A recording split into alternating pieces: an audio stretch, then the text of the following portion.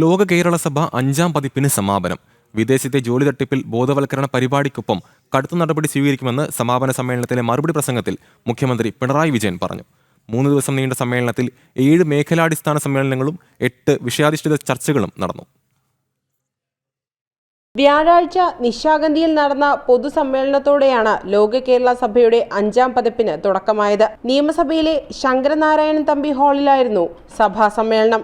ഇതുകൂടാതെ കേരള യൂണിവേഴ്സിറ്റി ക്യാമ്പസിൽ ഓപ്പൺ ഫോറവും ലോക കേരള സഭയുടെ ഭാഗമായി നടന്നു. 125 രാജ്യങ്ങളിൽ നിന്നും 28 സംസ്ഥാനങ്ങളിൽ നിന്നുമുള്ള 182 പ്രതിനിധികൾക്ക് പുറമെ പ്രത്യേക ക്ഷണിതാക്കളും 5ാം പതിപ്പിൽ പങ്കെടുത്തു. കഴിഞ്ഞ ദിവസങ്ങളിൽ നടന്ന ചർച്ചയ്ക്ക് സമാപന സമ്മേളനത്തിൽ മുഖ്യമന്ത്രി മറുപടി നൽകി. നവകേരളം കെട്ടിപ്പടുക്കുന്നതിന് ലോക കേരള സഭയുടെ ഭാഗത്തു നിന്ന് നിർലോഭമായ സഹകരണവും പിന്തുണയും ഉണ്ടാകണം എന്നുകൂടി അഭ്യർത്ഥിച്ചുകൊണ്ട് നമുക്ക് ഒന്നിച്ച് നീങ്ങാം, ഒരേ രീതിയിൽ പ്രവർത്തിക്കാം.